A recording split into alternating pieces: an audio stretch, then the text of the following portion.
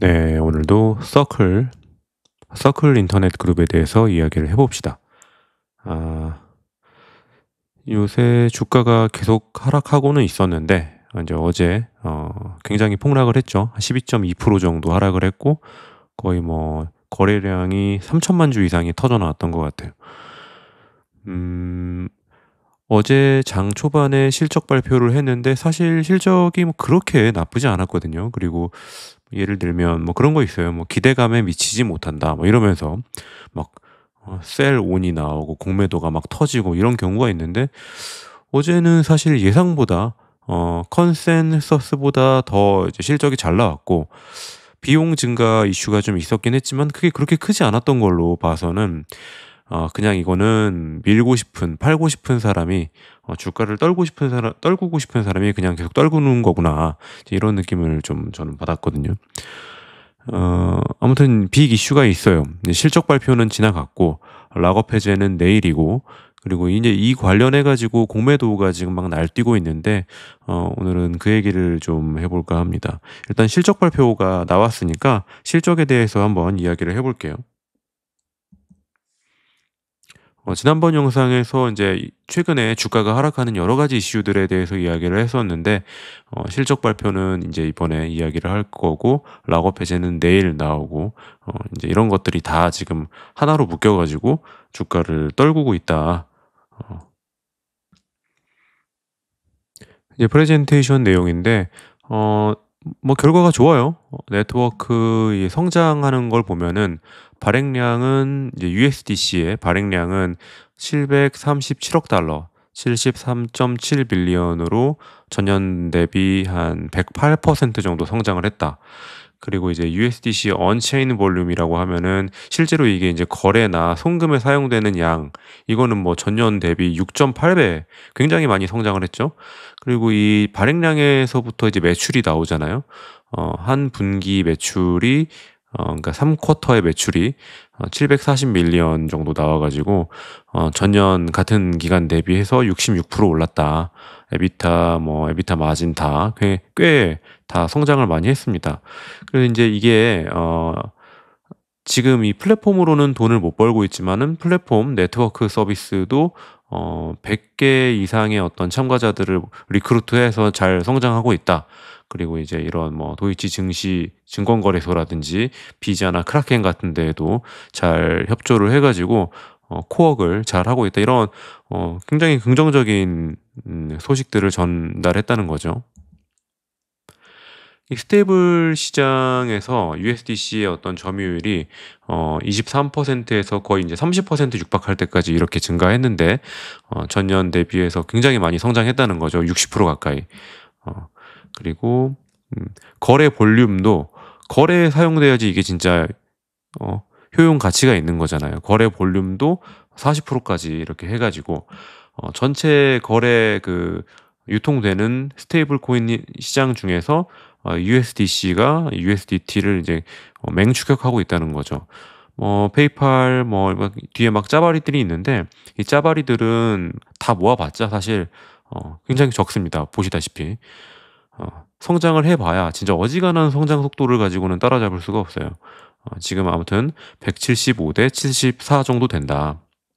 그 아까 한 얘기지만은 언체인 트랜잭션 볼륨 실제로 이제 거래에 사용되는 그 양이 굉장히 많이 늘어나고 있다는 거죠. 실제 발행량도 중요하지만은 매출과 연결되는 건 발행량이지만은 거래에 얼마나 많이 사용되는지에 따라서 거래에 많이 사용되는 코인, 스테이블 코인이 당연히 다음 그 발행량에도 영향을 미치기 때문에 이건 중요한 숫자가 됩니다. 의미 있는 지갑도 많이 늘어나야 되는 거죠. 실제로 이제 사람들이 많이 참여하고 있다는 거니까. 아까 얘기했으니까 좀 금방 넘어갈게요. 이거는 뭐 이런 다양한 기관들에서 채택을 하고 있다. 협업을 하고 있다는 거죠. 그리고 아크 블록체인 네트워크를 이제 할 건데 이거는 이제 생태계를 플랫폼을 해서 이 아크 네트워크를 통해서 뭐 송금도 하고 뭐 결제도 하고 하게 하려고 하는데 이제 이런 다양한 수많은 참여자들이 참여를 하고 있다. 100개 정도. 근데 이건 이제 지금 아주 초입 단계이기 때문에 여기서 이제 의미 있는 뭔가 매출이나 이익이 나오려면 요건 이제 시간이 좀 많이 걸리니까 '아 이런 게 있구나.' 하고 좀 그냥 넘어가면 되겠습니다. 보면은 또 비자나 뭐 아마존 이런 애들 다 자체 스테이블 코인 만들려고 하는 애들이에요. 그러니까 이거에 너무 지금은 의미를 둘 필요가 없다. 그냥 하는구나. 이 장표는 이제 서클이 어떤 비즈니스 모델로 이제 가고 있는지 간략하게 보여주고 있는데, 결국에는 이제 발행량에다가 국채 수익률에 근거한 어떤 그런 리턴 레이트를 곱한 게 서클의 매출이잖아요. 그러면 이 발행량이 얼마나 빠른 속도로 늘어나나 봤더니 작년 3쿼터에는 35.5 빌리언이었는데 지금은 73.7 빌리언이다. 굉장히 빠른 속도로 늘어나고 있다. 반면에 리턴 레이트, 이건 국채 수익에 기반을 하는데 이게 100% 국채가 아니고 국채 대부분에다가 뭔가 현금을 조금 포함하고 뭐 이제 예치를 좀 포함하고 하기 때문에 딱 떨어지지 않는 겁니다. 이렇게 5.11% 이렇게 나오는데, 아무튼 1년 전에 5.11%였는데 지금 좀 떨어졌어요. 4.15%로. 이건 아마 더 떨어질 거예요. 왜냐면 이제 다른 기초 자산을 살 수가 없고 오로지 이제 미국채만 사야 되기 때문에, 미국채나 아니면 그에 준하는 자산을 들고 있어야 되기 때문에 3.5%라든지 3%뭐 초반대로 떨어질 수 있겠죠. 근데 이게 증가 하락 속도를 이제 보면 알 수 있다시피 증가 속도가 훨씬 빨라요. 그래서 이제 금리 인하가 단기간에 이제 수익률을 이렇게 꺾이게는 만들 수는 있지만은 이 왼쪽에 있는 이 증가 속도 자체를 막을 수는 없다. 이거는 시대적 흐름이다. 이제 이렇게 얘기할 수 있겠죠. 이거는 이제 플랫폼 의존도인데, 원래 이제 서클이 코인베이스에 이제 많이 의존을 했다는 거는 뭐 주지의 사실이고, 근데 자체 플랫폼, 자사 플랫폼에 이제 의존하는 비중이 점점 늘어난다. 결국에는 이걸 이제 아까 얘기했던 아크 네트워크 같은 게 이걸 이제 굉장히 늘리기 위한 어떤 그런 포석이라고 볼 수 있겠죠. 이거는 이제 매출과 이익에 대한 내용인데, 아까 그 발행량에다가 리턴 레이트를 곱한 게 매출이라고 그랬잖아요. 리턴 레이트 실제로 국채 그 이자 좀 떨어졌죠. 하지만 실제로 보면은 매출은 굉장히 빠른 속도로 성장하고 있다는 걸 알 수가 있고, 또 이제 두 번째를 보면은 이건 매출 원가인데 매출 원가가 실제로 증가를 합니다. 여기 이제 토탈 디스트리뷰션 트랜잭션의 아더 코스트라고 돼 있잖아요. 코스트도 증가는 해서 코스트 증가 속도가 74%니까 이거 매출이 비용보다 더 빨리 성장하는 거 아니냐 이런 얘기를 하는데, 이거는 제가 이제 지난번 영상에서도 얘기했지만은 어떤 점유율을 높이기 위한 비용 증가는 초기에는 어쩔 수 없다고 봅니다. 그거는 사실 맘만 먹으면은 통제할 수 있어요. 내가 더 이상 땅 따먹기를 열심히 하지 않겠다. 지금 이제 나와바리로 만족하겠다 이러면은 넌 지출 안 하면 되니까. 근데 그거는 지금 할 수 있는 선택은 아니라는 거죠. 오히려 이걸 비용을 좀 이 정도 속도로라도 증가시켜 가지고 점유율을 더 확대하는 게 장기적으로 좋습니다. 결국에는 비용 증가가 이렇게 빠르니까 이익 증가율이 떨어질 것이다. 이런 식으로 좀 공격하는 뭐 이렇게 분석 아티클들이 있는데, 그거는 너무 좀 비약이다. 407에서 448로 이만큼 증가했는데 이거 가지고 막 호들갑 떨 일은 없다는 거죠. 그리고 마지막은 이제 매출에서 원가를 뺀 이제 진짜 마진 그 RLDC 마진율을 얘기하는 건데, 순수하게 남긴 그 금액이 얼마냐? 그럼 39.5%. 꽤 높아요. 그래서 결국에는 이제 아웃룩, 전망이 어떻게 좀 변화가 있냐 하는 내용들을 정리한 장표인데, 일단은 발행량 같은 경우에는 이제 이거 멀티 이어 해마다, 그러니까 올해 내년을 얘기하는 게 아니고 몇 년에 걸쳐서 연평균 얼마나 성장할 것 같냐는 그런 예측에 대해서는 그냥 연평균 40% 정도 성장할 것 같다. 이거는 이제 노 체인지, 변화가 없다고 이제 이야기를 한 거죠. 그리고 이제 레베뉴인데 아더 레베뉴예요. 그러니까 뭐 아까 얘기했던 뭐 전체 레베뉴, 1년치 레베뉴 같은 경우, 1년치 매출 같은 경우에는 뭐 2 빌리언에서 3 빌리언 사이 어딘가에 나올 겁니다. 그리고 이제 내년에는 당연히 이제 3 빌리언 넘겠지만은 근데 이제 이 other 레베뉴 뭐 기타 매출인데 이게 이제 좀 늘어날 것 같다. 15 밀리언 정도 늘어날 것 같다. 그리고 이제 원가 뺀 그런 매출에서 원가 뺀 마진 같은 경우에는 36에서 38% 정도 이제 예상했는데 그 상단 정도 나올 것 같다. 이렇게 이제 얘기한 거고, 여기에 이제 뭐 가끔 좀 공격을 받는 내용인데 오퍼레이팅 익스펜스 운영 비용 같은 경우에 최고 한 490 밀리언 정도 예상했는데 510 밀리언 정도 이제 20 밀리언 정도 늘어날 것 같다. 뭐 큰돈 아니라고 봅니다. 저는 이거는 이제 일관되게 얘기하는데 사업을 확장하기 위해서 이 정도 늘리는 거는 뭐 이걸 악재라고 한다면은 열심히 좀 늘리겠다는데 나와바리를 늘리겠다는데 이걸 악재라고 얘기하면은 이거는 진짜 비즈니스 마인드가 없는 거다. 이렇게 좀 얘기할 수밖에 없겠죠. 그래서 이제 실적은 제가 볼 때는 이렇게 주가를 하락시킬 만한 이유는 아니에요. 실적 보면 아시다시피 잘 나왔고 원래 주당 순이익도 한 0.4달러 정도를 예상했던 것이 비트해서 예상 컨센서스를 비트해서 한 0.6달러 정도를 이제 예상을 하고 1년 그 TTM 기준으로 해가지고 EPS를 2.5달러 정도까지 이제 본다. 이제 이렇게 뉴스가 나왔거든요. 그러면은 2.5달러라 그러면은 주가가 75달러면은 PER 30배예요. PER 30배면은 더 이상 이제 고평가라고 하기가 좀 애매한 그런 숫자가 되는 거죠. 물론 EPS가 유지된다는 가정하에 막 비용 많이 쓰면 EPS는 떨어지겠죠. 사실 그리고 이런 초고성장주에서는 EPS에 너무 연연하기보다는 이제 매출 증가율을 더 보는 게 중요하다 이런 얘기를 좀 그 전에도 몇 번 했었는데 근데 이제 문제는 물량이 나오잖아요. 이제 락업 해제가 되고 몇 천만 주가 시장에 나올 텐데 이게 2주 전에 이 사무엘 피어슨이라는 S3라는 어떤 리서치 회사 같은 걸 하는 사람인가 봐요. 이때 S3 데이터에서 자기네들 데이터에서 공매도가 3 빌리언 달러가 나왔다. 이게 이제 얼마나인지 지금 감이 안 올 텐데 아무튼 이제 11월 14일에 락업 해제가 이제 여기 이제 반영이 된 거다 이 얘기를 하는 거죠. 그래서 요 검은 이 선이 공매도의 수입니다. 거의 그러면 지금 밀리언 이게 단위가 밀리언이니까 20밀리언 2천만 주가 공매도 잔고로 막 이제 쌓여 있다는 거죠. 가격은 아직은 여기 100불대 2주 전이니까 130불, 120불대에서 놀고 있네요. 이게 워닝을 한 거죠. 공매도가 이렇게 늘어나고 있다. 그래서 지금 공매도가 얼마나 쌓여 있냐 하는 통계를 좀 보면은 지금 공매도 주식 지금 쌓여 있는 거는 1957만 주가 쌓여 있습니다. 이거는 지금 숏 인터레스트 퍼센트 플로트 거래 가능한 주식 중에서 14% 이상이 공매도라는 얘기예요. 보통 이게 한 10% 넘어가면은 많다 이러거든요. 그리고 한 1.47일 걸린다 갚는데 굉장히 이제 짧은 시간 내에 갚을 수 있다. 왜냐면 거래량이 좀 많이 늘어나서 그래요 요새.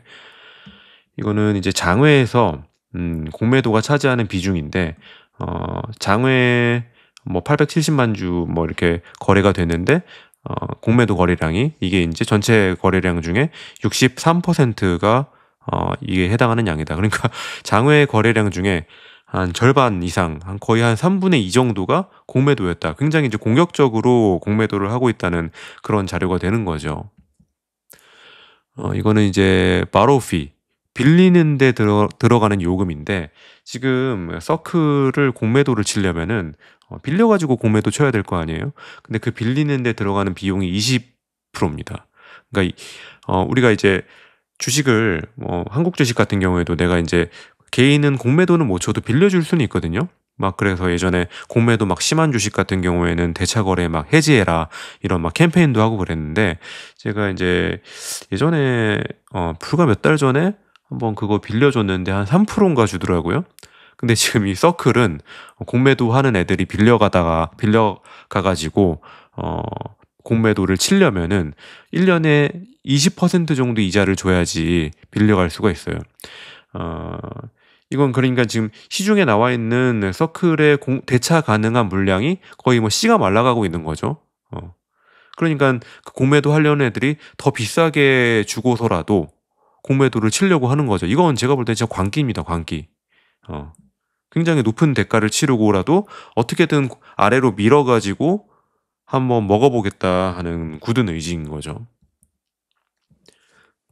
그래서 지금 공매도 가능한 물량의 대부분이 이미 대차가 됐고 실제로 이게 공매도로 시장에 막 매도가 나오고 있는데 그럼 내일 실제로 이제 락업 해제가 되면은 더 떨어질까? 뭐 그거는 제가 정확하게 알 수는 없지만은 이미 이제 기관 투자자들은 이 락업 해제가 돼서 물량 폭탄이 나오는 그때 엑시트하려고 하기보다는 이미 인제 선물 매도를 했을 가능성이 높습니다. 그러니까 거래를 맺고 인제 뭐 JP 모건이나 이런 인제 투자은행에다가 이렇게 계약을 하는 거죠. "우리 선물 매도할 테니까 미리 좀 팔아 달라."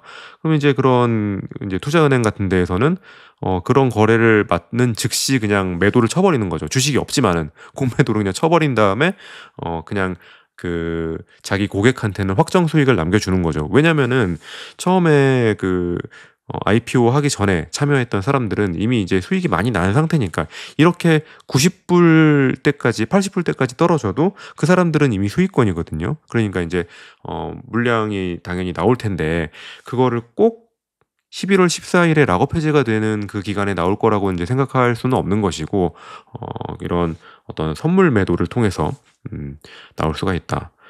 근데 인제 이런 와중에 좀 재밌는 기사가 있어요. 이제 캐시 우드가 아크 인베스트에 어 이 서클을 담았는데 자기들이 하는 이 ETF 이 3개 다 담았다.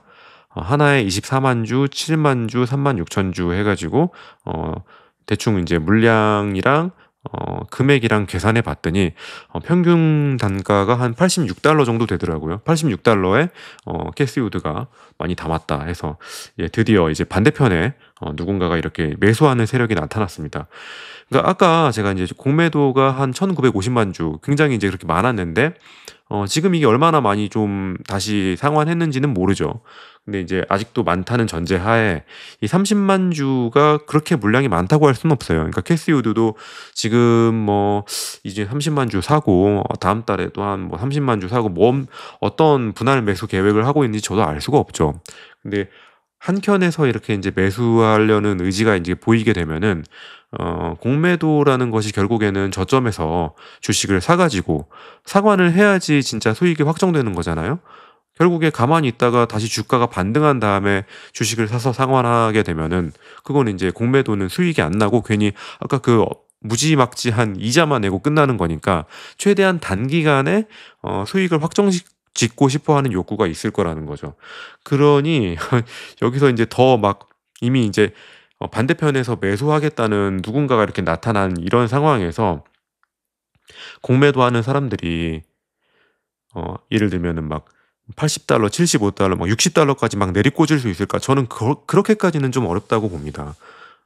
만약에 그렇게 한다면은 이 공매도 세력이라는 것은 2천만 주가 있다 하면은 2천만 주가 다 단일 세력은 아니에요. 막 몇십만 주. 캐시 우드도 지금 30만 주인데 뭐 짜잘짜잘한 기관들이 뭐 몇만 주, 몇십만 주 이렇게 해 가지고 막 이제 들고 있을 거란 말이죠.